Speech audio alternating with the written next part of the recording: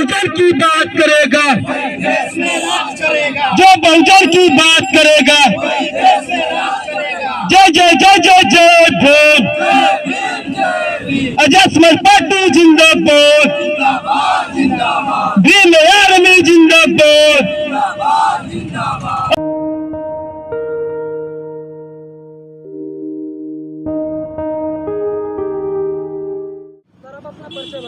जी, मेरा नाम शैलेश कुमार है और मैं आज़ाद समाज पार्टी कांसीराम जनपद चंदौली का जिला अध्यक्ष हूँ। आज का कार्यक्रम किस मामले को लेकर क्या कार्यक्रम है आपका? जी, आज का हम लोगों का विरोध प्रदर्शन, धरना प्रदर्शन है और हम लोग संभल में हुई हिंसा को लेकर के आज उसका विरोध कर रहे हैं, उसका धरना प्रदर्शन कर रहे हैं उसके विरोध में। धरना में काफ़ी लोग आए हैं जी, तमाम विपक्षी पार्टियां भी अपना विरोध जता रही हैं, लेकिन आप लगातार अकेले ही प्रयास कर रहे हैं, आपके साथ कोई आ नहीं रहा, क्या कारण है? नहीं, आ क्यों नहीं रहा है? विपक्षी पार्टियां, जो पार्टियां आपको कहीं ना कहीं सपोर्ट भी करती हैं, वो भी नहीं आ रही हैं आपके साथ, आप अकेले ही बराबर दिख रहे हैं, क्या जी। कारण हो सकता है? जी, यहाँ कहीं ना कहीं सबको डर है। विपक्षी पार्टियों की अगर बात करें तो सबको ईडी और सीबीआई इनकम टैक्स का डर है, क्योंकि सरकार के खिलाफ बोलना सबके बस की बात नहीं है कि सब बोल पाएगा। उनको यही डर सता रहा है कि कहीं जेल ना हो जाए, मेरी संपत्ति का जांच ना हो जाए। इसी के कारण से विपक्षी पार्टियां हमारे साथ मिलकर नहीं आना चाहती। कल जाने के लिए चंद्रशेखर भाई ने बहुत प्रयास भी किया, जी। लेकिन वहाँ उनको प्रशासन के लोग जाने ही नहीं दे रहे, क्यों?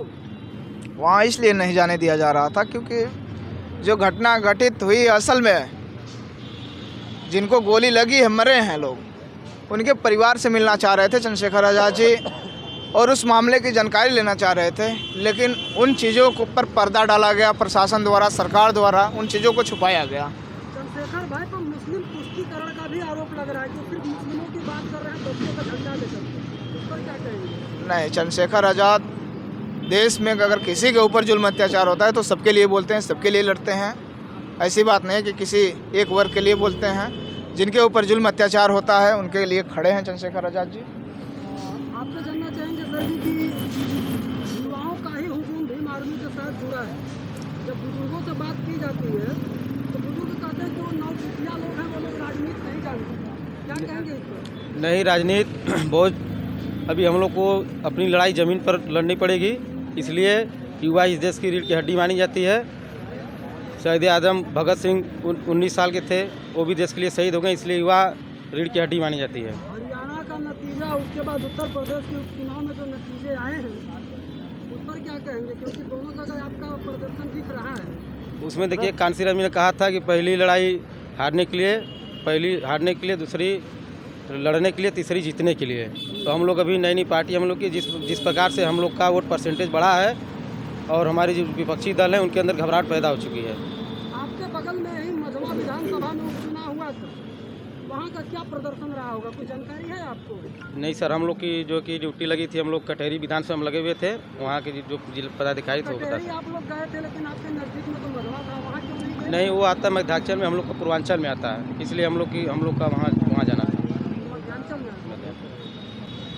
सर आपका परिचय? जी, मेरा नाम प्रभात कुमार है। आप युवा मोर्चा के कार्यकर्ता हैं, जी तो युवाओं को जोड़ने के लिए और जो युवा भटक गया है, जी कई लोग हैं जो बीमारी में जुड़ करके निकल गए, जी उनके लिए कोई विशेष संदेश? देखिए, उसमें जो कुछ भी लोग निकले हुए हैं, अब फिर कहीं न कहीं से हमारे लोग इतने साथ आए हैं, अब फिर हम लोग एक दूसरे को जोड़ने के लिए एक दिन हम लोग रोज़ डेली यहाँ से वहाँ निकलते रहते हैं, प्रयास करते रहते हैं जोड़ने के लिए कि हमारे साथ इतने लोग आएंगे और हम लोग की पार्टी जो आज़ाद समाज पार्टी है भीम आर्मी की, वो इकट्ठा एक मजबूत बनेगी। मैं नाम तो नहीं लूँगा सर, लेकिन आपको इशारा दे रहा हूँ। जी, एक पार्टी है जो अपनों की पार्टी है, उसके कार्यकर्ता भीम आर्मी और आज़ाद समाज पार्टी को दलाल कहती है, उनके लिए कोई संदेश? देखिए समझ रहे होंगे? जी, मैं समझ रहा हूँ सर, मैं बिल्कुल समझ रहा हूँ।